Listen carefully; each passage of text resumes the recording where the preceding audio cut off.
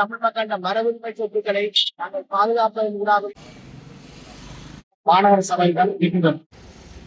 மிகவும் மனவேதனைக்குரியது.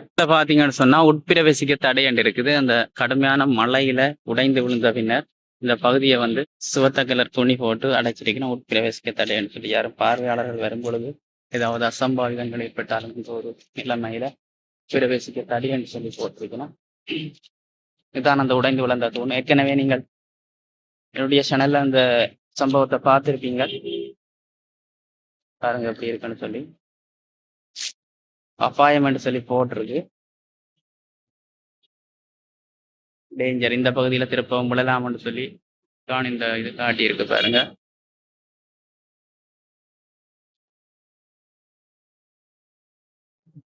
சரியான வகையில மீள அமைக்க கோரி போராட்டம் தொடர்ந்து இடம்பெற்றுக் கொண்டிருக்குது. அனைவருக்கும் வணக்கம்.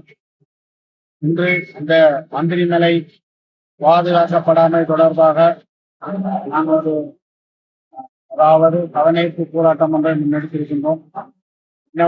பூர்வமானால் கடந்த 2 கிழமைகளுக்கு முன்னர் ஒரு மழை ஒன்று ஏற்பட்டது. அதன் பின்னர் அந்த மந்திரிமலை ஒரு பகுதி சிதைவடைந்து கீழே விழுந்துள்ளது. இந்த சிதைவடைந்த பகுதி படிப்படியாக இனிவரும் காலங்களிலும் அழிந்து போவதற்குரிய காரணங்கள் உருவாகி கொண்டிருக்கின்றன.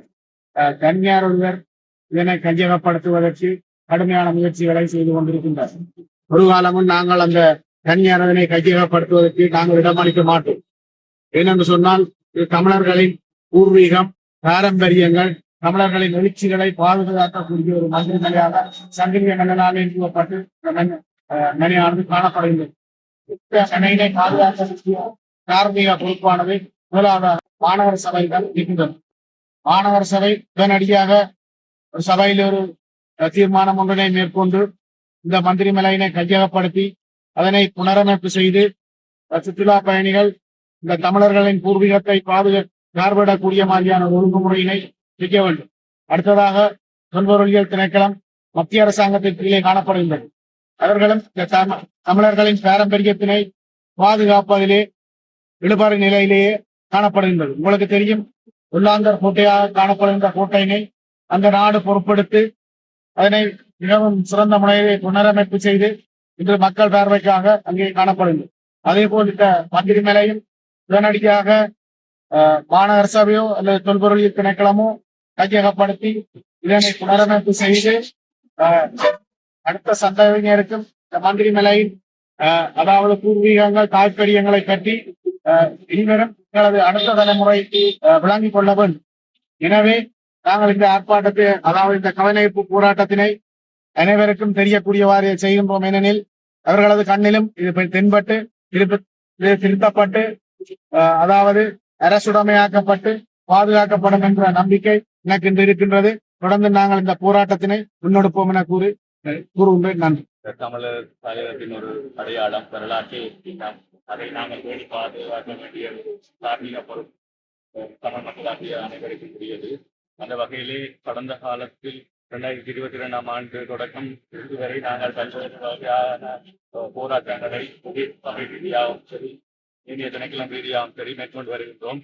ஆனால் இந்த மந்திரிமனையை பேணி பாதுகாப்பதற்கு குறிப்பிட்ட தொல்லிய திணைக்களம் உட்பட மாநகர சபை பல்வேறுபட்ட திணைக்களங்கள் அதனை ஒரு அசமந்த போக்காக கையாளுவது உண்மையிலே மிகவும் மனவேதனைக்குரியது. உதாரணமாக தென்கிழக்கிலே பார்க்க போவோம் என்றால் அன்றாபுரமாக இருக்கலாம், வேறு பகுதிகளாக இருக்கலாம், சிங்கள பிரதேசத்தில் இருக்கின்ற வரலாற்று சான்றுகள் எவ்வாறு பாதுகாக்கப்படுகின்றது என்பது சகலரும் அறிந்த விடயம். அதே போலத்தான் எங்களுடைய தமிழர் பாரம்பரியத்திலே இருக்கின்ற இந்த மந்திரிமனையானது நாடாந்தம் சிதைவடைந்து கொண்டு செல்கின்றது. பல புலம்பெயர் தேச உறவுகள் அதை கட்டி எழுப்பி பாதுகாப்பதற்கு தயாராக இருக்கின்றார்கள். குறிப்பிட்ட இடத்துக்கு உரிமையான சொந்தக்காரர்கள் இந்த இடத்தை அழித்து விட்டு செல்ல வேண்டும் என்ற ஒரு நோக்கிலே தான் சென்று கொண்டிருக்கிறோம். இது எங்களுடைய பாரம்பரியம், எங்களுடைய மரபுரிமை. இந்த விடயத்தை நாங்கள் எங்களுடைய அடுத்த சந்ததிக்கு நாங்கள் ஊடுகடத்த வேண்டிய ஒரு தேவைப்பாடு இருக்கின்றது. எனவே இந்த விடயத்திலே நாங்கள் நல்ல பிரதேச சபையாக இருந்தாலும் சரி, மாநகர சபையாக இருந்தாலும் சரி, இனிய தொல்லிய திணைக்களம் சம்பந்தப்பட்ட திணைக்களங்கள் தங்களுடைய பொறுப்புகளை, தார்மீக பொறுப்புகளை உணர்ந்து தங்களுடைய நடவடிக்கைகளை மேற்கொள்ள வேண்டும். எங்களுடைய பாரம்பரிய மர உரிமைகளை நமது எதிர்கால சந்ததிக்கு ஊடுகடத்த வேண்டும் என்பது எங்களுடைய அவாவாக இருக்கின்றது. எனவே இதற்கான போராட்டங்கள் உட்பட பல வகையிலே எங்களுடைய போராட்டங்கள் நிச்சயமாக தொடரும். இது மந்திரிமனை ஒரு ஆக்கபூர்வமான ஒரு வடிவமாக நாங்கள் புற்றுப்பறை செய்வோம் என்பதில் எந்த விதமான மாற்று கருத்தும் இல்லை. நம்முடைய பாரம்பரியத்தை பாதுகாக்கிறதுக்கு நாங்கள் எப்போதும் முன்னின்று ஏதாவது பாடுபடும். மந்திரி மணி என்று எங்களால் செய்யப்பட்ட இந்த பாதுகாப்பு சொல்லி இந்த போராட்டத்தை ஆரம்பித்திருக்கின்றோம். இந்த போராட்டம் இலங்கை அரசாங்கத்தை மட்டும் குறியா வைத்து இந்த போராட்டம் இல்லை.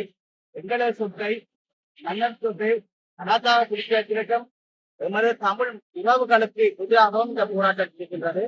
இந்த போராட்டத்தின் மூலம் நாங்கள் சொல்ல செய்தி தமிழ் மக்களின் மரபுரிமை சொத்துக்களை நாங்கள் பாதுகாப்பதன் ஊடாகவே அடுத்த சந்ததிக்கு நாங்கள் ஈழத்தில் தமிழர்கள் வாழ்ந்தார்கள் என்பதை சான்றிக்கக்கூடிய ஒரு சான்று பொருட்களாக இருக்கும்.